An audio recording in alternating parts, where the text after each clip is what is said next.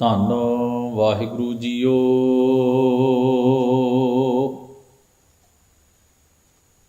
ਧਨਾਸਰੀ ਬਾਣੀ ਭਗਤਾਂ ਕੀ ਤ੍ਰਿਲੋਚਨ। ਇਕ ਓੰਕਾਰ ਸਤਿਗੁਰ ਪ੍ਰਸਾਦਿ।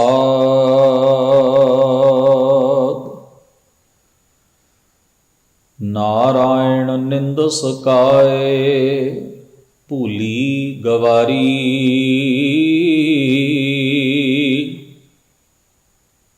ਦੁਕ੍ਰਿਤ ਸੁਕ੍ਰਿਤ ਥਾਰੋ ਕਰਮ ਰੀ ਰਹਾਉ। ਨਾਰਾਇਣ ਨਿੰਦਸ ਕਾਏ ਭੂਲੀ ਗਵਾਰੀ।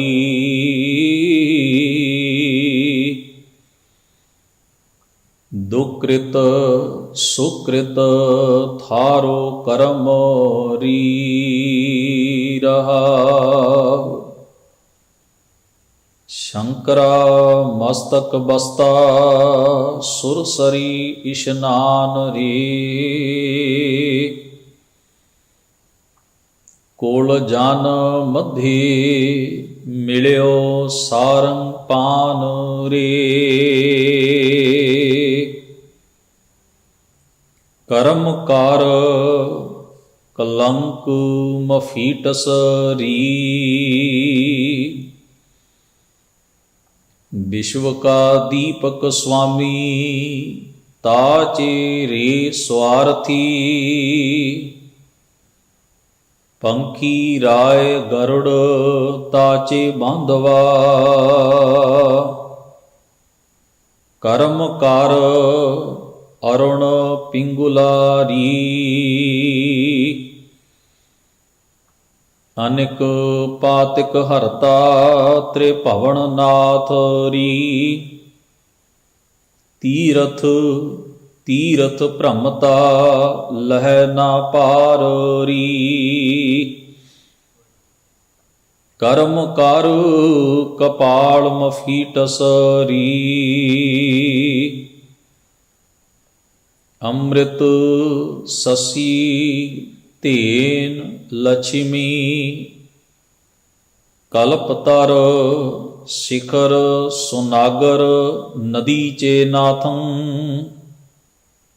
ਕਰਮ ਕਰ ਖਾਰ ਮਫੀਟਸ ਰੀ।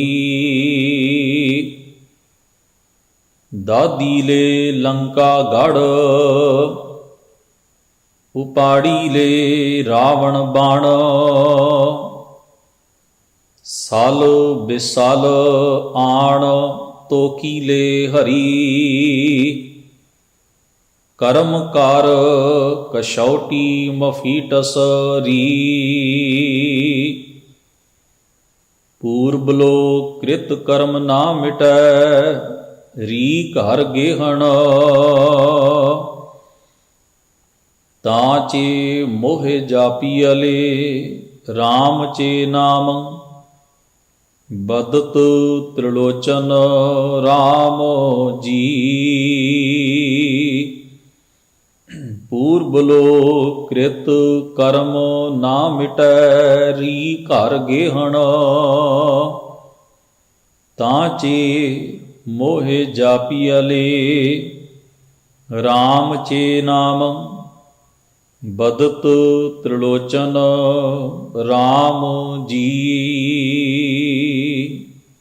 ਵਾਹਿਗੁਰੂ ਜੀ ਕਾ ਖਾਲਸਾ ਵਾਹਿਗੁਰੂ ਜੀ ਕੀ ਫਤਿਹ। ਪਰਮ ਸਨਮਾਨਯੋਗ ਸਤਿਗੁਰੂ ਗੁਰੂ ਗ੍ਰੰਥ ਸਾਹਿਬ ਸਤਿਗੁਰੂ ਮਹਾਰਾਜ ਦੇ ਪਾਵਨ ਦਰਬਾਰ ਵਿੱਚ ਸੱਜ ਬੈਠੇ ਗੁਰੂ ਸਵਾਰੇ ਸਤ ਸੰਗੀ ਜਨੋ, ਗੁਰੂ ਬਖਸ਼ਿਸ਼ ਦੇ ਪਾਤਰ ਬਣ ਕੇ ਬੜੇ ਆਨੰਦ ਨਾਲ, ਬੜੇ ਟਿਕਾਊ ਨਾਲ ਆਪ ਜੀ ਨੇ ਸਤਿਗੁਰੂ ਮਹਾਰਾਜ ਦੀ ਪਾਵਨ ਬਾਣੀ ਦੇ ਪਾਠ ਅਤੇ ਗੁਰਬਾਣੀ ਦੇ ਕੀਰਤਨ ਦਾ ਗੁਰੂ ਸਵਾਰਿਆਂ ਪਾਸੋਂ ਲਾਹਾ ਪ੍ਰਾਪਤ ਕੀਤਾ ਹੈ।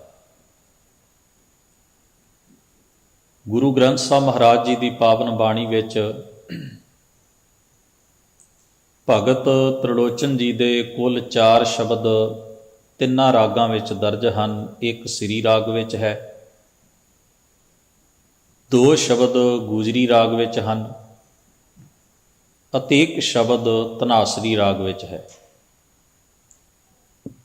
ਜਿੱਥੇ ਆਪਾਂ ਭਗਤ ਜੀ ਦੇ ਪਹਿਲੇ 3 ਸ਼ਬਦਾਂ ਦੀ ਵਿਚਾਰ ਪਹਿਲੇ ਦੀਵਾਨਾਂ ਵਿੱਚ ਸਾਂਝਿਆਂ ਕਰਨ ਦਾ ਯਤਨ ਕੀਤਾ ਹੈ,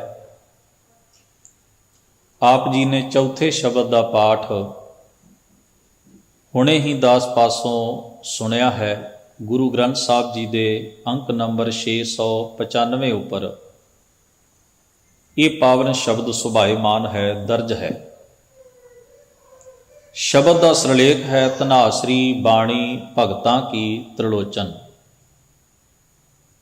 ਇਸ ਤੋਂ ਪਹਿਲਾਂ ਇਸੇ ਰਾਗ ਵਿੱਚ ਭਗਤ ਕਬੀਰ ਸਾਹਿਬ ਜੀ ਦੇ ਸ਼ਬਦ ਨੇ, ਭਗਤ ਨਾਮਦੇਵ ਸਾਹਿਬ ਜੀ ਦੇ ਸ਼ਬਦ ਨੇ, ਭਗਤ ਰਵਿਦਾਸ ਸਾਹਿਬ ਜੀ ਦੇ ਸ਼ਬਦ ਨੇ, ਤੇ ਇੱਥੇ ਆ ਕੇ ਫਿਰ ਭਗਤ ਤ੍ਰਿਲੋਚਨ ਜੀ ਦਾ ਸ਼ਬਦ ਜਿੱਥੋਂ ਆਰੰਭ ਹੁੰਦਾ ਹੈ, ਇਸ ਦੇ ਉੱਪਰ ਸਿਰਲੇਖ ਹੈ ਧਨਾਸਰੀ। ਰਾਗ ਦਾ ਨਾਮ ਧਨਾਸਰੀ ਹੈ। ਬਾਣੀ ਭਗਤਾਂ ਕੀ, ਭਗਤ ਸਾਹਿਬਾਨ ਦੀ ਬਾਣੀ, ਔਰ ਉੱਪਰ ਨਾਲ ਹੀ ਸਿਰਲੇਖ ਹੈ ਤ੍ਰਿਲੋਚਨ, ਵੀ ਭਗਤਾਂ ਦੀ ਬਾਣੀ। ਕੁਝ ਭਗਤਾਂ ਦੀ ਇਕੱਠੀ ਬਾਣੀ ਹੈ, ਪਰ ਇਹ ਸ਼ਬਦ ਜਿਹੜਾ ਅਗਲਾ ਹੈ ਇਹ ਤ੍ਰਿਲੋਚਨ ਜੀ ਦਾ ਹੈ, ਕਿਉਂਕਿ ਇਸੇ ਸਿਰਲੇਖ ਹੇਠ ਸ੍ਰੀ ਸੈਣ ਜੀ ਦਾ ਇੱਕ ਸ਼ਬਦ, ਭਗਤ ਪੀਪਾ ਜੀ ਦਾ ਇੱਕ ਸ਼ਬਦ, ਭਗਤ ਧੰਨਾ ਜੀ ਦਾ ਇੱਕ ਸ਼ਬਦ ਦਰਜ ਹੈ। ਇਹ ਕੁੱਲ 4 ਸ਼ਬਦਾਂ ਦਾ ਜੁਟ ਹੈ, 4 ਸ਼ਬਦਾਂ ਦਾ ਸਮੂਹ ਹੈ। ਇਸ ਲਈ ਉੱਪਰ ਸਾਂਝਾ ਸਿਰਲੇਖ ਪਾ ਦਿੱਤਾ ਹੈ, ਧਨਾਸਰੀ ਬਾਣੀ ਭਗਤਾਂ ਕੀ। ਕੁੱਲ 4 ਭਗਤਾਂ ਦੇ 4 ਸ਼ਬਦ ਦਰਜ ਨੇ, ਤੇ ਫਿਰ ਉਚੇਚਾ ਨਾਲ ਜ਼ਿਕਰ ਕੀਤਾ ਤ੍ਰਿਲੋਚਨ। ਇਹ ਜਿਹੜਾ ਸ਼ਬਦ ਹੁਣ ਆਰੰਭ ਹੋ ਰਿਹਾ ਹੈ, ਭਗਤ ਤ੍ਰਿਲੋਚਨ ਜੀ ਦਾ ਇਹ ਸ਼ਬਦ ਹੈ। ਤੋ ਜਿੱਥੋਂ ਅਗਲਾ ਸ਼ਬਦ ਇਸ ਸ਼ਬਦ ਦੀ ਸਮਾਪਤੀ ਤੋਂ ਬਾਅਦ ਆਰੰਭ ਹੁੰਦਾ, ਉੱਥੇ ਲਿਖਿਆ ਹੈ ਸ੍ਰੀ ਸੈਣ। ਸ੍ਰੀ ਸੈਣ ਜੀ ਭਗਤ ਜੀ ਦਾ ਇਹ ਸ਼ਬਦ ਹੈ। ਫਿਰ ਉਹਨਾਂ ਦਾ ਸ਼ਬਦ ਸਮਾਪਤ ਹੁੰਦਾ ਹੈ, ਤੀਜਾ ਸ਼ਬਦ ਆਰੰਭ ਹੁੰਦਾ ਹੈ, ਤੇ ਉੱਥੇ ਲਿਖਿਆ ਹੈ ਪੀਪਾ, ਭਗਤ ਪੀਪਾ ਜੀ ਦਾ ਸ਼ਬਦ। ਫਿਰ ਜਦੋਂ ਉਹਨਾਂ ਦਾ ਸ਼ਬਦ ਸਮਾਪਤ ਹੁੰਦਾ ਹੈ ਤੇ ਅਗਲਾ ਚੌਥਾ ਸ਼ਬਦ ਆਰੰਭ ਹੁੰਦਾ ਹੈ, ਤੇ ਉੱਥੇ ਉੱਪਰ ਲਿਖਿਆ ਧੰਨਾ, ਭਗਤ ਧੰਨਾ ਜੀ ਦਾ ਸ਼ਬਦ। ਤੇ ਸਾਂਝਾ ਸਿਰਲੇਖ ਉੱਪਰ ਪਾ ਦਿੱਤਾ ਧਨਾਸਰੀ ਬਾਣੀ ਭਗਤਾਂ ਕੀ। ਤੋ ਸੰਖੇਪ ਮੰਗਲਾਚਰਨ ਸੁਭਾਏਮਾਨ ਹੈ, ਇੱਕੋ ਓੰਕਾਰ ਸਤਿਗੁਰ ਪ੍ਰਸਾਦ। ਉਹ ਪਰਮੇਸ਼ਰ ਪ੍ਰਭੂ ਅਕਾਲ ਪੁਰਖ ਇੱਕ ਹੈ, ਜਾਨੀ ਕਿ ਇੱਕ ਬੱਝਵੀਂ ਸੱਤਾ ਹੈ, ਤੇ ਉਹ ਸੱਤਾ ਸਾਰੀ ਕੁਦਰਤ ਵਿੱਚ ਆਪਣੀ ਰਚਨਾ ਵਿੱਚ ਵਿਦਮਾਨ ਹੈ, ਵਿਆਪਕ ਹੈ, ਸਮਾਈ ਹੋਈ ਹੈ। ਉਹ ਕਰਤਾ ਵੀ ਹੈ, ਉਹ ਚਾਲਕ ਵੀ ਹੈ, ਤੇ ਉਹ ਹਰਤਾ ਭਾਵ ਨਾਸ਼ ਕਰਨ ਵਾਲੀ ਵੀ ਹੈ। ਸਦੀਵ ਕਾਲ ਉਸ ਦੀ ਹੋਂਦ ਕਾਇਮ ਹੈ। ਸੱਚ ਨਾਲ ਇੱਕ ਸੁਰ ਹੋਏ, ਗੁਰੂ ਦੇ ਉਪਦੇਸ਼ ਨਾਲ, ਗੁਰੂ ਦੀ ਮੱਤ ਨਾਲ ਜੀਵ ਨੂੰ ਉਸ ਦਾ ਅਨੁਭਵ ਹੁੰਦਾ ਹੈ, ਉਸ ਦੀ ਸੋਝੀ ਹੁੰਦੀ ਹੈ। ਪ੍ਰਸਾਦ। ਤੋ ਸ਼ਬਦ ਦਾ ਜਿਹੜਾ ਆਰੰਭ ਹੈ ਉਹ ਪਹਿਲਾ ਬੰਦ ਹੀ ਰਹਾਉ ਵਾਲਾ ਬੰਦ ਹੈ, ਤੇ ਸਮੁੱਚਾ ਸ਼ਬਦ ਜਿਹੜਾ ਉਹ 6 ਬੰਦਾਂ ਦਾ ਹੈ। ਇਸ ਸ਼ਬਦ ਦੇ ਥੋੜ੍ਹੇ ਜਿਹੇ ਪਿਛੋਕੜ ਨੂੰ ਸਮਝ ਲਈਏ ਤਾਂ ਕਿ ਸ਼ਬਦ ਨੂੰ ਸਮੁੱਚੇ ਰੂਪ ਵਿੱਚ ਵਿਚਾਰਨਾ ਸਾਡੇ ਲਈ ਥੋੜ੍ਹਾ ਜਿਹਾ ਸਹਿਲਾ ਤੇ ਸੌਖਾ ਹੋ ਜਾਵੇ। ਇਸ ਪਾਵਨ ਸ਼ਬਦ ਵਿੱਚ ਜਿੰਨੀਆਂ ਵੀ ਉਦਾਹਰਣਾਂ ਨੇ, ਐਗਜ਼ੈਂਪਲਸ ਨੇ, ਉਹ ਸਾਰੀਆਂ ਦੀਆਂ ਸਾਰੀਆਂ ਪੁਰਾਣਕ ਕਥਾਵਾਂ ਦੀਆਂ। ਭਗਤ ਤ੍ਰਿਲੋਚਨ ਜੀ ਮਹਾਰਾਸ਼ਟਰ ਦੇ ਰਹਿਣ ਵਾਲੇ ਸਨ ਅਤੇ ਬ੍ਰਾਹਮਣ ਪਰਿਵਾਰ ਨਾਲ ਸੰਬੰਧ ਰੱਖਦੇ ਸਨ। ਮੈਂ ਫਿਰ ਦੁਹਰਾ ਦਿਆਂ, ਇਸ ਵਿੱਚ ਕਿਸੇ ਦੇ ਲਈ ਹੀਣਤਾ ਵਾਲੀ ਗੱਲ ਨਹੀਂ, ਤੇ ਨਾ ਹੀ ਕੋਈ ਗਰੂਰ ਜਾਂ ਹੰਕਾਰ ਵਾਲੀ ਗੱਲ ਹੈ ਕਿ ਉਹ ਕਿਸ ਕੁਲ ਜਾਂ ਖਾਨਦਾਨ ਵਿੱਚ ਪੈਦਾ ਹੋਇਆ। ਗੁਰਮਤਿ ਨੇ ਕਰਮ ਨੂੰ ਪ੍ਰਧਾਨਤਾ ਦਿੱਤੀ ਹੈ, ਗੁਣਾਂ ਨੂੰ ਪ੍ਰਧਾਨਤਾ ਦਿੱਤੀ ਹੈ, ਜੀਵਨ ਦੇ ਚੰਗੇ ਸੋਹਣੇ ਤਰੀਕੇ ਨੂੰ, ਜਿਸ ਨਾਲ ਅਸੀਂ ਜੀਵਨ ਜਿਉਂਦੇ ਹਾਂ, ਉਸ ਨੂੰ ਪ੍ਰਧਾਨਤਾ ਦਿੱਤੀ ਹੈ। ਪਰ ਕਿਉਂਕਿ ਇਸ ਧਰਤੀ ਦੇ ਉੱਤੇ ਜੀਵ ਪੈਦਾ ਹੋਇਆ ਤੇ ਧਰਤੀ ਦੇ ਜਿਸ ਖਿੱਤੇ ਵਿੱਚ ਉਹ ਪੈਦਾ ਹੋਇਆ, ਉਸ ਖਿੱਤੇ ਦਾ ਮਾਹੌਲ ਜਿਹੜਾ ਹੈ ਉਸ ਦੇ ਉੱਤੇ ਅਸਰਅੰਦਾਜ਼ ਹੁੰਦਾ ਹੈ, ਪ੍ਰਭਾਵ ਪਾਉਂਦਾ ਹੈ। ਜਿਹੋ ਜਿਹਾ ਵੀ ਉੱਥੇ ਸਿਸਟਮ ਚੱਲ ਰਿਹਾ ਹੋਵੇ, ਪ੍ਰਬੰਧ ਚੱਲ ਰਿਹਾ ਹੋਵੇ, ਰਾਜਨੀਤਿਕ ਵੀ, ਧਾਰਮਿਕ ਵੀ, ਸਮਾਜਿਕ ਵੀ, ਹਰ ਤਰ੍ਹਾਂ ਦਾ ਪ੍ਰਭਾਵ ਜਿਹੜਾ ਹੈ ਉਸ ਦੇ ਉੱਤੇ ਪੈਂਦਾ ਹੈ। ਭਗਤ ਤ੍ਰਿਲੋਚਨ ਜੀ ਜਿਸ ਧਰਤੀ ਤੇ ਪੈਦਾ ਹੋਏ ਨੇ ਉੱਥੇ ਜਾਤ ਪਾਤ ਦੀਆਂ ਗੰਢਾਂ ਬੜੀਆਂ ਭੀੜੀਆਂ ਨੇ, ਜਾਤ ਪਾਤ ਦੀ ਦਰਜਾਬੰਦੀ ਬੜੀ ਗਹਿਰੀ ਹੈ ਤੇ ਜਨਮ ਸਿੱਧ ਜਾਤ ਹੈ, ਚੇਤੇ 'ਚ ਰੱਖਣਾ। ਇੱਕ ਤਾਂ ਹੁੰਦਾ ਨਾ ਕਿਸੇ ਨੂੰ ਬਾਅਦ ਵਿੱਚ ਉਹਦੇ ਕਿੱਤੇ ਦੇ ਆਧਾਰ ਤੇ ਵੰਡਣਾ ਹੋਵੇ ਜਾਂ ਕਿਸੇ ਹੋਰ ਤਰੀਕੇ ਨਾਲ, ਇੱਕ ਹੁੰਦਾ ਜਮਾਂਦਰੂ ਹੀ ਉਹਦੇ ਉੱਤੇ ਲੇਬਲ ਲਾ ਦੇਣਾ ਵੀ ਉੱਚਾ ਹੈ ਤੇ ਉੱਚਾ ਹੈ, ਨੀਵਾਂ ਤੇ ਨੀਵਾਂ। ਇਹ ਪੱਖ ਆਪਾਂ ਪਹਿਲਾਂ ਭਗਤ ਰਵਿਦਾਸ ਸਾਹਿਬ ਮਹਾਰਾਜ ਦੀ ਬਾਣੀ ਦੇ ਵਿੱਚੋਂ ਵਿਚਾਰਨ ਦਾ ਆਪਾਂ ਯਤਨ ਕੀਤਾ ਹੈ। ਭਗਤ ਤ੍ਰਿਲੋਚਨ ਜੀ ਬ੍ਰਾਹਮਣ ਪਰਿਵਾਰ ਵਿੱਚ ਪੈਦਾ ਹੋਏ, ਇਸ ਲਈ ਉਹਨਾਂ ਦੀ ਬਾਣੀ ਵਿੱਚ ਬਹੁਤੀਆਂ ਉਦਾਹਰਨਾਂ ਵੀ ਉਹੀ ਨੇ ਜਿਹੜੀਆਂ ਕਿ ਬ੍ਰਾਹਮਣਵਾਦੀ ਮਨੌਤਾਂ ਨੇ, ਵਿਸ਼ਵਾਸ ਨੇ, ਯਕੀਨ ਨੇ, ਜਿਨ੍ਹਾਂ ਕਥਾ ਕਹਾਣੀਆਂ ਗੱਲਾਂ ਬਾਤਾਂ ਦੇ ਉੱਤੇ ਲੋਕ ਬਹੁਤਾ ਯਕੀਨ ਕਰਦੇ, ਉਹਨਾਂ ਨੇ ਉਹੋ ਜਿਹੀਆਂ ਉਦਾਹਰਨਾਂ ਹੀ ਆਪਣੀ ਬਾਣੀ 'ਚ ਵਰਤੀਆਂ ਨੇ। ਆਪਾਂ ਗੁਜਰੀ ਰਾਗ ਦੇ ਸ਼ਬਦ ਵਿੱਚ ਇਹਨਾਂ ਉਦਾਹਰਨਾਂ ਵਿੱਚੋਂ ਇੱਕ ਨਮੂਨਾ ਵੇਖਿਆ। ਜਿਵੇਂ ਮੈਂ ਉਦਾਹਰਣ ਦਿੰਦਾ ਹਾਂ, ਕਿੱਤੇ ਦੀ ਉਦਾਹਰਣ ਵੀ ਮਨੁੱਖ ਆਪਣੇ ਹਿਸਾਬ ਨਾਲ ਦਿੰਦਾ ਹੈ, ਪਹਿਰਾਵੇ ਦੀ ਉਦਾਹਰਣ ਵੀ ਆਪਣੇ ਇਰਦ ਗਿਰਦ ਜਾਂ ਜਿਹੜਾ ਪਹਿਰਾਵਾ ਉਹ ਪਹਿਨਦਾ ਉਹਦੀ ਉਦਾਹਰਣ ਦਿੰਦਾ ਹੈ। ਜਿਹੜੇ ਧਾਰਮਿਕ ਵਿਸ਼ਵਾਸ, ਕਥਾ ਕਹਾਣੀਆਂ, ਗੱਲਾਂ ਬਾਤਾਂ ਆਲੇ ਦੁਆਲੇ ਪ੍ਰਚਲਿਤ ਹੁੰਦੀਆਂ ਨੇ, ਉਹਨਾਂ ਲੋਕਾਂ ਨੂੰ ਸਮਝਾਉਣ ਲਈ ਉਹੋ ਜਿਹੇ ਸ਼ਬਦਾਵਲੀ ਤੇ ਉਹੋ ਜਿਹੀਆਂ ਉਦਾਹਰਨਾਂ ਹੀ ਦਿੱਤੀਆਂ ਜਾਂਦੀਆਂ। ਇੱਕ ਦੋ ਉਦਾਹਰਨਾਂ ਤੁਹਾਡੇ ਨਾਲ ਇਸ ਪੱਖ ਤੋਂ ਸਾਂਝੀਆਂ ਕਰਾਂਗਾ ਗੁਰਬਾਣੀ ਦੀਆਂ। ਸਭ ਤੋਂ ਪੁਰਾਣੇ ਮਹਾਂਪੁਰਖ ਸਮਾਂ ਕਰਕੇ ਜਿਨ੍ਹਾਂ ਦੀ ਬਾਣੀ ਗੁਰੂ ਗ੍ਰੰਥ ਸਾਹਿਬ ਦੇ ਵਿੱਚ ਹੈ, ਉਹ ਹਨ ਬਾਬਾ ਸ਼ੇਖ ਫਰੀਦ ਸਾਹਿਬ। ਤੁਸੀਂ ਬਾਬਾ ਸ਼ੇਖ ਫਰੀਦ ਸਾਹਿਬ ਦੀ ਬਾਣੀ ਪੜ੍ਹੋ। ਉਹ ਤੀਰਥ ਸ਼ਬਦ ਦਾ ਜ਼ਿਕਰ ਨਹੀਂ ਕਰਦੇ,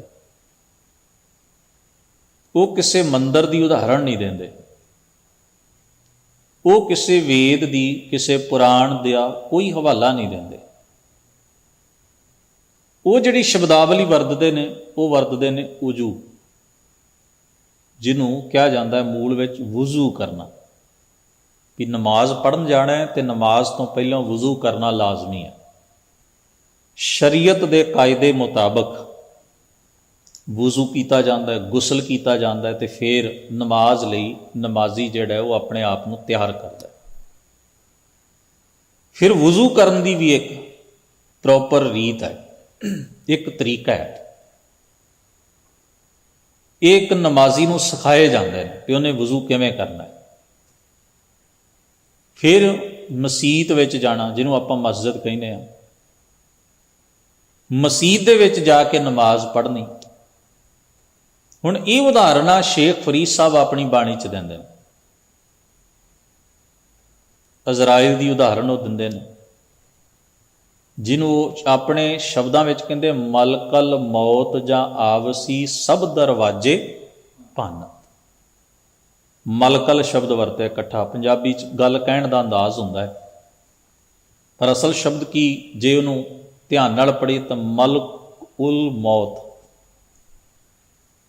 ਹਜ਼ਰਤ ਜਬਰਾਇਲ ਰਜ਼ੀ ਅੱਲਾਹੂ ਅਨਹੂ, ਮੌਤ ਦਾ ਫਰਿਸ਼ਤਾ, ਜਿਹੜਾ ਖੁਦਾਵੰਦ ਦੀ, ਅੱਲਾਹ ਤਾਲਾ ਦੀ ਰਹਿਨੁਮਾਈ ਤੇ ਹੁਕਮ ਮੁਤਾਬਕ ਜੀਵਾਂ ਨੂੰ ਮੌਤ ਵੰਡਦਾ ਹੈ। ਜਿਵੇਂ ਭਾਰਤ ਵਿੱਚ ਸ਼ਿਵ ਜੀ ਨਹੀਂ, ਪੁਰਾਣਕ ਕਥਾਵਾਂ ਵਿੱਚ ਸ਼ਿਵ ਜੀ ਮੌਤ ਦਾ ਦੇਵਤਾ। ਇੱਧਰ ਮਲਕ ਉਲ ਮੌਤ, ਮੌਤ ਦਾ ਫਰਿਸ਼ਤਾ ਕੌਣ ਹੈ? ਹਜ਼ਰਤ ਜਬਰਾਇਲ ਰਜ਼ੀ ਅੱਲਾਹੂ ਅਨਹੂ। ਅਜ਼ਰਾਇਲ ਵੀ ਲਿਖਿਆ, ਅਜ਼ਰਾਇਲ ਫਰਿਸ਼ਤਾ ਹੋਸੀ ਆਏ ਤਈ, ਸਤਿਗੁਰੂ ਗੁਰੂ ਨਾਨਕ ਸਾਹਿਬ ਦੇ ਸ਼ਲੋਕ ਵਿੱਚ। ਤੋ ਸ਼ਬਦਾਵਲੀ ਦਾ ਮੈਂ ਜ਼ਿਕਰ ਕਰ ਰਿਹਾ, ਉਦਾਹਰਨਾਂ ਦਾ ਜ਼ਿਕਰ ਕਰ। ਉੱਠ ਫਰੀਦਾ ਉਜ਼ੂ ਸਾਜ, ਸੁਬਹ ਨਿਵਾਜ਼ ਗੁਜ਼ਾਰ, ਕਭੀ ਹੀ ਚੱਲ ਨਾ ਆਇਆ ਪੰਜੇ ਵਕਤ ਮਸੀਤ। ਫਿਰ ਉਹ ਸਾਈਂ ਦੇ ਸਾਹਮਣੇ ਸਿਰ ਨਿਵਾਉਣ ਦੀ ਗੱਲ ਕਰਦੇ ਨੇ, ਮਲਕੁਲ ਮੌਤ ਦੀ ਗੱਲ ਕਰਦੇ ਨੇ। ਯਾਨੀ ਕਿ ਉਹਨਾਂ ਦੀ ਬਾਣੀ ਦੇ ਵਿੱਚ ਜਿਹੜੀਆਂ ਉਦਾਹਰਨਾਂ ਨੇ ਉਹ ਉਹੀ ਨੇ ਜਿਹੜਾ ਜੋ ਪ੍ਰਭਾਵ ਜਿਹੜਾ ਹੈ ਭਾਸ਼ਾ ਦਾ, ਧਾਰਮਿਕ ਰਸਮਾਂ ਰੀਤਾਂ ਦਾ ਜੋ ਕੁਝ ਉਹਨਾਂ ਦੇ ਆਲੇ ਦੁਆਲੇ ਜਾਂ ਬਚਪਨ ਤੋਂ ਜਾਂ ਜੋ ਕੁਝ ਉਹਨਾਂ ਨੂੰ ਵਿਰਾਸਤ ਵਿੱਚ ਪ੍ਰਾਪਤ ਹੋਇਆ, ਪਰ ਉਹਨਾਂ ਦੀ ਗੱਲ ਸਿੱਧਤ ਜਿਸ ਮਸਲੇ ਵੱਲ ਹੈ, ਉਹ ਸ਼ਬਦਾਵਲੀ ਦੇ ਨਾਲ ਜਿਸ ਮਸਲੇ ਵੱਲ ਉਹਨਾਂ ਨੇ ਇਸ਼ਾਰਾ ਕੀਤਾ ਹੈ, ਉਹ ਵੀ ਉਹਨਾਂ ਦੀ ਬਾਣੀ ਵਿੱਚੋਂ ਲੱਭਣਾ ਜਾਂ ਜਾਣਨਾ ਬੇਹੱਦ ਜ਼ਰੂਰੀ ਹੈ। ਗੁਰੂ ਨਾਨਕ ਸਾਹਿਬ ਮਹਾਰਾਜ ਦੀ ਬਾਣੀ ਵੇਖੋ, ਸਤਿਗੁਰੂ ਨੇ ਆਪਣੇ ਜੀਵਨ ਵਿੱਚ ਖੇਤੀ ਵੀ ਕੀਤੀ, ਸਤਿਗੁਰੂ ਨੇ ਮੋਦੀ ਖਾਨੇ ਦੀ ਨੌਕਰੀ ਵੀ ਕੀਤੀ ਤੇ ਵਪਾਰ ਵੀ ਕੀਤਾ।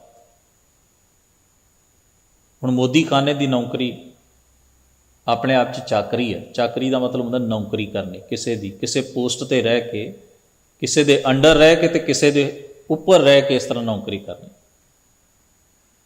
ਤੁਸੀਂ ਗੁਰੂ ਨਾਨਕ ਮਹਾਰਾਜ ਦਾ ਇਹ ਸ਼ਬਦ ਪੜ੍ਹੋ, ਮਨ ਹਾੜੀ ਕਿਰਸਾਣੀ ਕਰਨੀ, ਸ਼ਰਮ ਪਾਣੀ ਤਨ ਖੇਤ, ਨਾਮ ਬੀਜ ਸੰਤੋਖ ਸੁਹਾਗਾ, ਰੱਖ ਗਰੀਬੀ ਵੇਸ। ਇਹਦੇ ਵਿੱਚ ਤੁਹਾਨੂੰ ਤਿੰਨੇ ਉਦਾਹਰਨਾਂ ਮਿਲਣਗੀਆਂ। ਖੇਤੀ ਦੀ ਉਦਾਹਰਣ ਵੀ ਮਿਲੇਗੀ, ਚਾਕਰੀ ਦੀ ਉਦਾਹਰਣ ਵੀ ਮਿਲੇਗੀ ਤੇ ਵਪਾਰ ਦੀ ਉਦਾਹਰਣ ਵੀ ਮਿਲੇਗੀ। ਫਿਰ ਗੁਰੂ ਨਾਨਕ ਮਹਾਰਾਜ ਦੀ ਬਾਣੀ ਦੇ ਵਿੱਚ ਕਤੇਬੀ ਤੇ ਪੁਰਾਣਕ ਸਾਰੇ ਹਵਾਲੇ ਤੁਹਾਨੂੰ ਮਿਲਣਗੇ, ਕਿਉਂਕਿ ਸਤਿਗੁਰੂ ਦਾ ਘੇਰਾ ਬੜਾ ਵਿਸ਼ਾਲ ਹੈ, ਬੜੀ ਦੂਰ ਤੱਕ ਸਤਿਗੁਰਾਂ ਨੇ ਸਫ਼ਰ ਕੀਤੇ। ਉਹ ਹਰ ਮਜ਼ਹਬ ਦੇ, ਹਰ ਸੰਪਰਦਾਇ ਦੇ, ਹਰ ਸੱਭਿਆਚਾਰ ਰਵਾਇਤ ਨੂੰ ਪਾਲਣ ਵਾਲੇ ਦੇ, ਹਰ ਖਿਆਲਾਂ ਨਾਲ ਸੰਬੰਧ ਰੱਖਣ ਵਾਲੇ ਵਿਅਕਤੀ ਨਾਲ ਗੁਰੂ ਸਾਹਿਬ ਦਾ ਮੇਲ ਮਿਲਾਪ ਹੋਇਆ। ਤਾਂ ਉਹਨਾਂ ਦੀ ਬਾਣੀ ਦੀਆਂ ਉਦਾਹਰਨਾਂ ਵੀ ਬੜੀਆਂ ਉਹਨਾਂ ਵਾਂਗ, ਉਹਨਾਂ ਦੇ ਸਫ਼ਰਾਂ ਵਾਂਗ ਵਿਸ਼ਾਲ ਨੇ। ਉਹਨਾਂ ਦਾ ਸੰਵਾਦ ਦਾ ਘੇਰਾ ਵੀ ਬਹੁਤ ਵੱਡਾ ਹੈ, ਪਰ ਉਹ ਸਾਰੀ ਸ਼ਬਦਾਵਲੀ ਦੇ ਵਿੱਚੋਂ ਨੁਕਤਾ ਜਿਹੜਾ ਹੈ, ਉਪਦੇਸ਼ ਜਿਹੜਾ ਹੈ, ਉਹ ਇੱਕ ਹੀ ਦਿੰਦੇ ਨੇ। ਸ਼ਬਦਾਵਲੀ ਭਾਵੇਂ ਵੱਖਰੀ ਵੱਖਰੀ ਹੈ, ਚਾਹੇ ਉਹ ਗੰਗਾ ਗਏ ਹੋਣ, ਬਨਾਰਸ ਕਾਂਸ਼ੀ, ਤੇ ਚਾਹੇ ਉਹ ਮੱਕੇ ਮਦੀਨੇ ਹੋਣ, ਉਹਨਾਂ ਦੇ ਉਪਦੇਸ਼ ਦਾ ਤੱਤ ਬਦਲਦਾ ਨਹੀਂ, ਇੱਕੋ ਜਿਹਾ ਰਹਿੰਦਾ ਹੈ। ਹੋਰ ਉਦਾਹਰਣ ਦਿੰਦਾ, ਭਗਤ ਨਾਮਦੇਵ ਸਾਹਿਬ ਮਹਾਰਾਸ਼ਟਰ ਦੇ ਰਹਿਣ ਵਾਲੇ ਨੇ। ਉਹਨਾਂ ਦੀ ਬੋਲੀ ਦੇ ਉੱਤੇ ਮਰਾਠੀ ਦਾ ਪ੍ਰਭਾਵ ਹੈ, ਕਿਉਂਕਿ ਉਹਨਾਂ ਦੀ ਪ੍ਰਮੁੱਖ ਬੋਲੀ ਜਿਹੜੀ ਹੈ, ਬੋਲੀ ਜਾਣ ਵਾਲੀ, ਉਹ ਮਰਾਠੀ ਹੈ। ਹੁਣ ਹੋਰ ਵੇਖੋ, ਭਗਤ ਜੀ ਜਿਹੜਾ ਕਿੱਤਾ ਕਰਦੇ ਨੇ ਉਹ ਹੈ ਕੱਪੜੇ ਧੋਣਾ, ਸੀਨਾ। ਇਹ ਉਹਨਾਂ ਦਾ ਕੰਮ ਹੈ, ਕੱਪੜੇ ਧੋਣੇ ਤੇ ਸੀਨੇ, ਕਿਰਤ ਹੈ। ਉਹਨਾਂ ਦੀ ਬਾਣੀ ਵਿੱਚੋਂ ਸਾਨੂੰ ਉਦਾਹਰਣ ਵੀ ਇਹੀ ਮਿਲੇਗੀ। ਜਿਸ ਵੇਲੇ ਉਹ ਕਹਿੰਦੇ ਨੇ, ਸੋਇਨੇ ਕੀ ਸੂਈ ਰੁਪਏ ਕਾ ਧਾਗਾ, ਨਾਮੇ ਕਾ ਚਿੱਤ ਹਰ ਸਿਉ ਲਾਗਾ। ਭਗਤ ਰਵਿਦਾਸ ਜੀ ਦੀ ਬਾਣੀ ਆਪਾਂ ਪੜ੍ਹੀ ਹੈ। ਉਹਨਾਂ ਦੀ ਬਾਣੀ ਵਿੱਚ ਆਪਾਂ ਜਿੰਨੀਆਂ ਉਦਾਹਰਨਾਂ ਵੇਖੀਆਂ, ਚਮਰਟਾ ਗਾਂਠ ਨਾ ਜਨਈ, ਲੋਗ ਠਾਵੈ ਪਨਹੀ, ਆਰ ਨਹੀਂ ਜੇ ਤੋਪੋ, ਨਹੀਂ ਰਾਮਬੀ ਠਾਉ ਰੋਪੋ, ਲੋਗ ਗੰਠ ਗੰਠ ਖਰਾ ਬਿਗੂਚਾ, ਹਉ ਬਿਨ ਗਾਂਠੇ ਜਾਏ ਪਹੁੰਚਾ। ਜੋ ਸਾਮਾਨ ਉਹ ਵਰਤਦੇ ਨੇ, ਇੱਕ ਚਮੜੇ ਨੂੰ ਸੁਧਾਰ ਕੇ ਜੋੜਾ, ਜੁੱਤੀ, ਚੀਜ਼ਾਂ ਬਣਾਉਣ ਵਾਸਤੇ, ਆਰ, ਰੰਬੀ, ਉਹ ਸਾਰੀਆਂ ਉਦਾਹਰਨਾਂ ਉਹਨਾਂ ਨੇ ਵਰਤੀਆਂ। ਭਗਤ ਨਾਮਦੇਵ ਸਾਹਿਬ ਨੇ ਇਹ ਉਦਾਹਰਨਾਂ, ਨਾ ਆਰ ਦਾ ਸ਼ਬਦ ਦਾ ਜ਼ਿਕਰ ਕੀਤਾ, ਨਾ ਰੰਬੀ ਦਾ ਜ਼ਿਕਰ ਕੀਤਾ, ਕਿਉਂਕਿ ਉਹਨਾਂ ਦੀ ਕਿਰਤ ਦਾ ਖੇਤਰ ਵੱਖਰਾ ਹੈ। ਭਗਤ ਰਵਿਦਾਸ ਜੀ ਦੀ ਕਿਰਤ ਦਾ ਖੇਤਰ ਵੱਖਰਾ ਹੈ। ਭਗਤ ਧੰਨਾ ਜੀ ਦੇ ਸ਼ਬਦ ਆਪਾਂ ਵਿਚਾਰਾਂਗੇ, ਉਹ ਕੀ ਕਹਿੰਦੇ ਨੇ। ਉਹ ਆਪਣੀ ਬਾਣੀ ਵਿੱਚ ਅਨਾਜ ਮੰਗੋਂ 7 ਸੀਕ ਆ, 7 ਵਾਰੀ ਹਲ ਵਾਇਆ ਹੋਵੇ, ਭਾਵ ਜ਼ਰਖੇਜ਼ ਮਿਹਨਤ ਵਾਲੀ ਫਸਲ ਪੈਦਾ ਕੀਤੀ ਗਈ ਹੋਵੇ। ਗਊ ਭੈਂਸ ਮੰਗੋਂ ਲਾਵੇਰੀ, ਲਵੇਰੀਆਂ ਮੱਝਾਂ ਗਾਵਾਂ ਮੰਗਦਾ। ਜੋ ਉਹਨਾਂ ਦੀ ਕਿਰਤ ਹੈ, ਪਸ਼ੂ ਪਾਲਣਾ, ਖੇਤੀ ਕਰਨੀ, ਕਿਰਸਾਨੀ ਕਰਨੀ, ਉਹਨਾਂ ਦੀ ਕਰਮ ਖੇਤਰ ਦੀ ਉਦਾਹਰਣ ਉਹਨਾਂ ਨੇ ਵਰਤੋਂ ਵਿੱਚ ਲਿਆਂਦੀ। ਹੋਰ ਇਸੇ ਤਰ੍ਹਾਂ ਜਿਹੜਾ ਹੋਰ ਵੀ ਮਹਾਂਪੁਰਖਾਂ ਦੀ ਬਾਣੀ ਨੂੰ ਜਿਸ ਵੇਲੇ ਆਪਾਂ ਪੜ੍ਹਦੇ ਤਾਂ ਉਹਨਾਂ ਦੀ ਬੋਲੀ ਤੋਂ, ਉਹਨਾਂ ਦੇ ਸ਼ਬਦਾਵਲੀ ਤੋਂ ਸਾਨੂੰ ਉਹਨਾਂ ਦੇ ਆਲੇ ਦੁਆਲੇ ਦਾ, ਉਹਨਾਂ ਦੇ ਕਰਮ ਖੇਤਰ ਦਾ, ਪਰ ਜੋ ਚੀਜ਼ਾਂ ਉਹਨਾਂ ਨੂੰ ਵਿਰਾਸਤ 'ਚ ਮਿਲੀਆਂ, ਉਹਨਾਂ ਸਾਰੇ ਦਾ ਪ੍ਰਭਾਵ ਸਾਨੂੰ ਸਪਸ਼ਟ ਦਿਖਦਾ। ਔਰ ਸਭ ਤੋਂ ਵੱਡੀ ਗੱਲ ਵੀ ਜਿਹੜੇ ਵਿਸ਼ਵਾਸ ਆਲੇ ਦੁਆਲੇ ਦੇ ਲੋਕਾਂ ਵਿੱਚ ਪ੍ਰਚਲਿਤ ਨੇ, ਉਹਨਾਂ ਨੇ ਉਹਨਾਂ ਦੀਆਂ ਉਦਾਹਰਨਾਂ ਵਰਤ ਕੇ ਆਪਣਾ ਉਪਦੇਸ਼ ਜਿਹੜਾ ਹੈ ਉਹ ਬਖਸ਼ਿਸ਼ ਕੀਤਾ। ਤੋ ਭਗਤ ਤ੍ਰਿਲੋਚਨ ਜੀ ਦੀ ਬਾਣੀ ਦਾ ਇਹ ਸ਼ਬਦ ਵਿਚਾਰਨ ਤੋਂ ਪਹਿਲਾਂ ਇਹ ਜ਼ਰੂਰੀ ਸੀ ਵੀ ਆਪਾਂ ਇਹਨਾਂ ਉਦਾਹਰਨਾਂ ਦੀ ਪਿਛੋਕੜ ਨੂੰ ਜਾਣੀਏ ਕਿ ਭਗਤ ਤ੍ਰਿਲੋਚਨ ਜੀ ਬ੍ਰਾਹਮਣ ਪਰਿਵਾਰ ਨਾਲ ਸੰਬੰਧ ਰੱਖਦੇ ਨੇ, ਮਹਾਰਾਸ਼ਟਰ ਦੇ ਰਹਿਣ ਵਾਲੇ ਨੇ। ਉਹਨਾਂ ਦੇ ਉੱਤੇ ਜਾਤ ਪਾਤ ਕਰਕੇ ਕੋਈ ਧੱਕਾ ਨਹੀਂ ਵੀ ਉਹਨਾਂ ਨੂੰ ਕੋਈ ਨੀਵਾਂ ਆਖਦਾ ਹੋਵੇ ਜਾਂ ਨੀਚ ਆਖਦਾ ਹੋਵੇ, ਜਿਸ ਤਰ੍ਹਾਂ ਦਾ ਦੂਜੇ ਮਹਾਂਪੁਰਖਾਂ ਨਾਲ ਹੋਇਆ। ਉਹ ਇਸ ਚੀਜ਼ ਤੋਂ ਅਭਿੱਜ ਰਹੇ, ਪਰ ਕਿਉਂਕਿ ਜਿਸ ਮਾਹੌਲ ਵਿੱਚ ਨੇ ਉਹ ਜਾਂ ਜਿਸ ਜਗ੍ਹਾ ਦੇ ਉੱਤੇ ਨੇ, ਉੱਥੇ ਉਹਨਾਂ ਨੂੰ ਧਰਮ ਗ੍ਰੰਥ ਪੜ੍ਹਨ ਦਾ ਬੜਾ ਖੁੱਲ੍ਹਾ ਮੌਕਾ ਹੈ, ਤੇ ਉਹਨਾਂ ਨੂੰ ਸਾਰੀਆਂ ਉਹ ਬ੍ਰਾਹਮਣਵਾਦੀ ਰਸਮਾਂ ਰੀਤਾਂ, ਪੁਰਾਣਕ ਕਥਾਵਾਂ, ਸਾਰੇ ਕਰਮ ਕਾਂਡ, ਅਵਤਾਰ ਪੂਜਾ, ਇਹ ਸਾਰੀਆਂ ਚੀਜ਼ਾਂ ਜੋ ਪ੍ਰਚਲਿਤ ਹੁੰਦੀਆਂ ਨੇ, ਉਸ ਦਾਇਰੇ ਵਿੱਚ ਉਹਨਾਂ ਦਾ ਇਲਮ ਹੈ, ਗਿਆਨ ਹੈ, ਬਹੁਤ ਡੂੰਘਾ ਗਿਆਨ। ਇਸ ਕਰਕੇ ਭਗਤ ਜੀ ਸ਼ਬਦਾਵਲੀ ਉਹ ਵਰਤਦੇ ਨੇ, ਉਦਾਹਰਨਾਂ ਵੀ ਉਹਨਾਂ ਦੀਆਂ ਲੈਂਦੇ ਨੇ ਤੇ ਪੱਖ ਆਪਣਾ ਰੱਖਦੇ ਨੇ। ਨਾ ਉਹ ਕਰਮ ਕਾਂਡ ਨਾਲ ਸਹਿਮਤ ਨੇ, ਨਾ ਉਹ ਅਵਤਾਰ ਪੂਜਾ ਨਾਲ ਸਹਿਮਤ ਨੇ, ਨਾ ਉਹ ਕਿਸੇ ਐਸੀ ਸਮੁੱਚੀ ਪ੍ਰਪਾਟੀ ਜਿਹੜੀ ਜਿਹਨੂੰ ਆਪਾਂ ਕਰਮਕਾਂਡੀ ਰਸਮੋ ਰਿਵਾਜ ਜਾਂ ਰੀਤਾਂ ਕਹਿੰਦੇ ਆ, ਜਾਂ ਜਿਸ ਨੂੰ ਆਪਾਂ ਪਖੰਡ ਵਿਖਾਵਾ ਕਹਿੰਦੇ ਆ, ਜਿਸ ਨੂੰ ਆਪਾਂ ਪੁਰਾਣਕ ਗਾਥਾਵਾਂ ਤੇ ਯਕੀਨ ਪਾਲਣ ਵਾਲੀ ਗੱਲ ਕਹਿੰਦੇ ਆ, ਜਾਂ ਉਹਨਾਂ ਦੀ ਉਹ ਕਰਮ ਫਿਲਾਸਫੀ ਹੈ ਜਿਹੜੀ ਪੁਰਾਣਕ ਕਥਾਵਾਂ ਚੋਂ ਨਿਕਲਦੀ ਹੈ, ਨਾ ਉਹ ਉਹਨਾਂ ਤੇ ਯਕੀਨ ਕਰਦੇ ਨੇ। ਉਹਨਾਂ ਦਾ ਇੱਕ ਆਪਣਾ ਮਤ ਹੈ, ਉਹ ਮਤ ਕਬੀਰ ਸਾਹਿਬ ਨਾਲ ਮੇਲ ਖਾਂਦਾ ਹੈ, ਉਹ ਮਤ ਭਗਤ ਨਾਮਦੇਵ ਸਾਹਿਬ, ਭਗਤ ਰਵਿਦਾਸ ਸਾਹਿਬ, ਸਭਨਾ ਮਹਾਂਪੁਰਖਾਂ ਨਾਲ, ਗੁਰੂ ਨਾਨਕ ਸਾਹਿਬ ਦੀ ਬਾਣੀ ਨਾਲ ਉਹਨਾਂ ਦੀ ਬਾਣੀ ਦਾ ਤੱਤ ਮਿਲਦਾ ਹੈ। ਉਹ ਇੱਕੋ ਤੱਤ ਹੈ, ਇਬਾਦਤ, ਬੰਦਗੀ।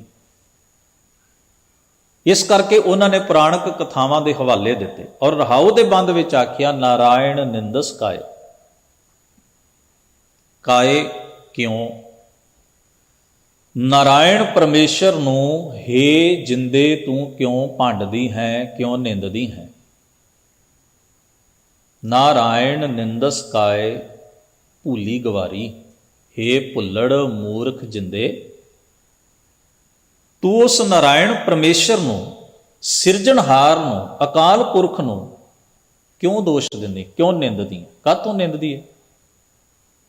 ਆਪਣੇ ਦੁੱਖਾਂ ਦਾ, ਆਪਣੇ ਕਰਮਾਂ ਦਾ ਦੋਸ਼ ਮਨੁੱਖ ਪਰਮੇਸ਼ਰ ਨੂੰ ਦਿੰਦਾ, ਦੂਜੇ ਨੂੰ ਦਿੰਦਾ। ਜਿਸ ਨੂੰ ਆਪਾਂ ਬਾਣੀ ਚੋਂ ਪੜ੍ਹਦੇ ਆ ਨਾ, ਦੱਦੈ ਦੋਸ਼ ਨਾ ਦੇਉ ਕਿਸੈ, ਦੋਸ਼ ਕਰਮਾਂ ਆਪਣਿਆ, ਜੋ ਮੈਂ ਕੀਆ ਸੋ ਮੈਂ ਪਾਇਆ, ਦੋਸ਼ ਨਾ ਦੀਜੈ ਵਰਜਨ। ਉਹ ਜਿਹੜੀ ਦੋਸ਼ ਦੇਣ ਦੀ ਬਿਰਤੀ ਹੈ, ਉਹਦੇ ਵਿੱਚ ਇੱਕ ਬੜਾ ਵੱਡਾ ਖਲਾਓ ਹੈ। ਉਹ ਕੀ ਹੈ? ਪਹਿਲਾਂ ਇਹ ਨੁਕਤਾ ਸਮਝੀਏ ਵੀ ਇੱਥੇ ਨਿੰਦਣ ਦਾ ਅਰਥ ਹੈ ਦੋਸ਼ ਦੇਣਾ। ਦੋਸ਼ ਦਾ ਅਰਥ ਹੁੰਦਾ ਹੈ ਵੀ ਦੂਜੇ ਤੇ ਗਲਤੀਆਂ ਦੀ ਜ਼ਿੰਮੇਵਾਰੀ ਦੂਜੇ ਤੇ ਪਾ ਕੇ ਸੁਰਖਰੂ ਹੋਣ ਦੀ ਕੋਸ਼ਿਸ਼ ਕਰਨੀ, ਕਿ ਮੈਂ ਕੁਝ ਗਲਤ ਨਹੀਂ, ਸਭ ਉਹਦਾ ਕੀਤਾ ਕਰਾਇਆ। ਇਹਦੇ ਚੋਂ ਬੰਦੇ ਦਾ ਇੱਕ ਸੁਭਾਅ ਪੈਦਾ ਹੁੰਦਾ ਹੈ ਵੀ ਉਹ ਚੰਗੇ ਦੀ ਜ਼ਿੰਮੇਵਾਰੀ ਤੇ ਖੁਦ ਚੁੱਕਣ ਦੀ ਕੋਸ਼ਿਸ਼ ਕਰਦਾ ਤੇ ਮਾੜੇ ਦੀ ਜ਼ਿੰਮੇਵਾਰੀ ਉਹ ਦੂਜੇ ਤੇ ਸੁੱਟ ਦਿੰਦਾ। ਜਿਵੇਂ ਅਸੀਂ ਅਕਸਰ ਕਰਦੇ ਹਾਂ, ਚੰਗਾ ਹੋਇਆ ਤੇ ਮੈਂ ਬੜੀ ਅਕਲ ਵਰਤੀ, ਮੈਂ ਬੜੀ ਸਿਆਣਪ ਵਰਤੀ, ਮੇਰੇ ਰਾਹੀਂ ਹੋਇਆ। ਅਸੀਂ ਆਪਣੇ ਆਪ ਨੂੰ ਸ਼ੋਅ ਕਰਦੇ ਹਾਂ, ਰੀਪ੍ਰਜੈਂਟ ਕਰਦੇ ਹਾਂ, ਜ਼ਾਹਰ ਕਰਦੇ ਹਾਂ। ਗਲਤ ਹੋਇਆ ਦੂਜੇ ਕੀਤਾ, ਤੀਜੇ ਕੀਤਾ, ਰੱਬ ਦਾ ਕੀਤਾ, ਕਲਯੁਗ ਦਾ ਕੀਤਾ। ਉੱਥੇ ਫਿਰ ਅਸੀਂ ਕੋਈ ਨਾ ਕੋਈ ਧਿਰ ਬਣਾ ਕੇ ਉਹਦੇ ਉੱਤੇ ਥੋਪਦੇ ਹਾਂ ਉਹ ਸਾਰੀ ਗੱਲਬਾਤ।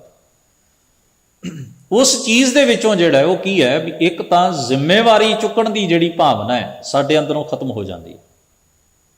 ਫਿਰ ਸਾਡੇ ਅੰਦਰ ਹਮੇਸ਼ਾ ਹੀ ਰੋਸੇ, ਗਿਲੇ ਤੇ ਉਲਾਂਭਿਆਂ ਦਾ ਪ੍ਰਭਾਵ ਹੌਲੀ ਹੌਲੀ ਭਾਵਨਾਵਾਂ 'ਚ ਪੈਦਾ ਹੁੰਦਾ ਰਹਿੰਦਾ। ਅਸੀਂ ਹਰ ਗੱਲੇ ਰੋਸ ਕਰਾਂਗੇ, ਹਰ ਗੱਲੇ ਸ਼ਿਕਵੇ ਕਰਨ ਵਾਲੀ ਬਿਰਤੀ ਰੱਖਾਂਗੇ, ਹਰ ਗੱਲੇ ਉਲਾਂਭੇ ਦੇਣ ਵਾਲਾ ਸੁਭਾਅ ਪੈਦਾ ਕਰ ਲਵਾਂਗੇ। ਉਹ ਜਦੋਂ ਰੋਸੇ, ਗਿਲੇ ਤੇ ਉਲਾਂਭੇ ਜਿਹੜੇ ਨੇ ਉਹ ਜੀਵਨ ਦੇ ਸੁੱਖ ਨੂੰ, ਜੀਵਨ ਦੇ ਟਿਕਾਓ ਨੂੰ, ਜੀਵਨ ਦੇ ਆਨੰਦ ਨੂੰ ਖਤਮ ਕਰ ਦਿੰਦੇ ਨੇ ਪੂਰੀ ਤਰ੍ਹਾਂ। ਜਿਹੜਾ ਬੰਦਾ ਹਰ ਵੇਲੇ ਸ਼ਿਕਵੇ ਕਰੇ, ਹਰ ਵੇਲੇ ਰੋਸੇ ਕਰਦਾ ਰਹੇ, ਹਰ ਵੇਲੇ ਗਿਲੇ ਹੀ ਕਰਦਾ ਰਹੇ, ਤੁਸੀਂ ਜਰਾ ਸੋਚ ਕੇ ਵੇਖੋ, ਜਿਹਦਾ ਬਹੁਤਾ ਵਕਤ ਇਹਨਾਂ ਕੰਮਾਂ ਵਿੱਚ ਜ਼ਾਇਆ ਹੋ ਜਾਂਦਾ ਹੈ, ਖਰਾਬ ਹੋ ਜਾਂਦਾ ਹੈ, ਉਸ ਜ਼ਿੰਦਗੀ ਦਾ ਕੀ ਲੁਤਫ, ਕੀ ਆਨੰਦ ਲੈਂਦਾ? ਉਹਦੀ ਬਿਰਤੀ ਕਿਹੋ ਜਿਹੀ ਹੋ ਜਾਂਦੀ ਹੈ, ਉਹਦਾ ਸੁਭਾਅ ਕਿਹੋ ਜਿਹਾ ਬਣ ਜਾਂਦਾ ਹੈ, ਉਹਦਾ ਵਿਹਾਰ ਕਿਹੋ ਜਿਹਾ ਹੋ ਜਾਂਦਾ ਹੈ, ਉਹਦੀ ਮਾਨਸਿਕ ਘਾੜਤ ਕਿਹੋ ਜਿਹੀ ਹੋ ਜਾਂਦੀ ਹੈ, ਜਿੱਥੇ ਹਮੇਸ਼ਾ ਰੋਸੇ ਨੇ, ਗਿਲੇ ਨੇ, ਸ਼ਿਕਵੇ ਨੇ, ਦੋਸ਼ ਦੇਣਾ ਹਰ ਵੇਲੇ ਇਹੀ ਬਣਿਆ ਰਹਿੰਦਾ। ਉਹ ਮਨੁੱਖ ਜਿਹੜਾ ਨਾ ਤਾਂ ਜੀਵਨ ਦੇ ਆਨੰਦ ਨੂੰ ਮਾਣਦਾ ਹੈ, ਨਾ ਦੁੱਖ ਤੇ ਸੁੱਖ ਨੂੰ ਜ਼ਿੰਦਗੀ ਦਾ ਹਿੱਸਾ ਮੰਨ ਕੇ ਚੱਲਦਾ ਹੈ, ਉਹ ਇਸ ਸਚਾਈ ਤੋਂ ਮੁਨਕਰ ਰਹਿੰਦਾ ਹੈ, ਤੇ ਨਾ ਹੀ ਉਹ ਆਪਣੇ ਕਰਮ ਦੀ ਜ਼ਿੰਮੇਵਾਰੀ ਚੁੱਕ ਕੇ ਭਾਣੇ ਵਿੱਚ ਰਾਜ਼ੀ ਰਹਿੰਦਾ ਹੈ। ਉਹ ਭਾਣੇ ਵਿੱਚ ਵੀ ਰਾਜ਼ੀ ਨਹੀਂ ਰਹਿ ਸਕਦਾ, ਕਿਉਂਕਿ ਉੱਥੇ ਰੋਸੇ ਗਿਲੇ ਤੇ ਉਲਾਂਭਿਆਂ ਦਾ ਜੰਮ ਘਟਾ ਬਣਿਆ ਉਹਦੇ ਮਨ ਅੰਦਰ। ਪੰਚਮ ਪਾਤਸ਼ਾਹ ਨੇ ਸਾਨੂੰ ਸਮਝਾਇਆ, ਉਲਾਹਨੋ ਮੈਂ ਕਾਹੂ ਨਾ ਦਿਓ, ਮਨ ਮੀਠ ਤੁਹਾਰੋ ਕੀਓ। ਕਿ ਮੈਂ ਸਤ ਕਰਕੇ ਮੰਨਦਾ, ਮੈਂ ਤੇਰੀ ਰਜ਼ਾ ਚ ਰਾਜ਼ੀ। ਬਾਣੀ ਦਾ ਮੁੱਖ ਤੱਤ ਕੀ ਹੈ? ਹੁਕਮ ਰਜ਼ਾਈ ਚਲਾਣਾ। ਵੀ ਜੋ ਰਿਜ਼ਲਟ ਨਿਕਲ ਆਇਆ ਉਹਨੂੰ ਮਿੱਠਾ ਕਰਕੇ ਪ੍ਰਵਾਨ ਕਰੋ ਤੇ ਅੱਗੇ ਚੱਲੋ। ਉੱਥੇ ਬੈਠ ਨਾ ਜਾਓ। ਸ਼ਿਕਵੇ, ਉਲਾਂਭੇ, ਰੋਸੇ ਤੁਹਾਡੀ ਅੰਤਰ ਆਤਮਾ ਨੂੰ ਵਿਗਾੜਨਗੇ, ਤੁਹਾਡਾ ਸਫ਼ਰ ਔਖਾ ਕਰਨਗੇ, ਜ਼ਿੰਦਗੀ ਬੇਰਸ ਕਰਨਗੇ। ਇਹ ਜ਼ਿੰਦਗੀ 'ਚ ਸੁੱਖ ਨਹੀਂ ਭਰ ਸਕਦੇ। ਭਾਣੇ 'ਚ ਰਾਜ਼ੀ ਰਹਿਣਾ ਹੀ ਇੱਕੋ ਇੱਕ ਹੱਲ ਹੈ। ਤੋ ਸਹਿਬ ਮਹਾਰਾਜ ਨੇ ਕੁਝ ਐਸੇ ਪੱਖ ਇਸ ਸ਼ਬਦ ਵਿੱਚ ਛੋਏ ਨੇ। ਸ਼ਬਦ ਕੁਝ ਲਮੇਰਾ ਹੈ। ਆਪਾਂ ਅਗਲੇ ਦੀਵਾਨ ਵਿੱਚ ਇਸ ਦੀ ਵਿਚਾਰ ਕਰਨ ਦਾ ਯਤਨ ਕਰਾਂਗੇ। ਸਤਿਗੁਰੂ ਪਾਤਸ਼ਾਹ ਹੋਈਆਂ ਭੁੱਲਾਂ ਚੁੱਕਾਂ ਦੀ ਖਿਮਾ ਬਖਸ਼ਣ। ਆਪ ਸਭਨਾਂ ਦਾ ਧੰਨਵਾਦ। ਅਦਬ ਸਹਿਤ ਗੁਰੂ ਫਤਿਹ ਨਾਲ ਸਾਂਝ ਬਣਾਓ। ਵਾਹਿਗੁਰੂ ਜੀ ਕਾ ਖਾਲਸਾ, ਵਾਹਿਗੁਰੂ ਜੀ ਕੀ ਫਤਿਹ।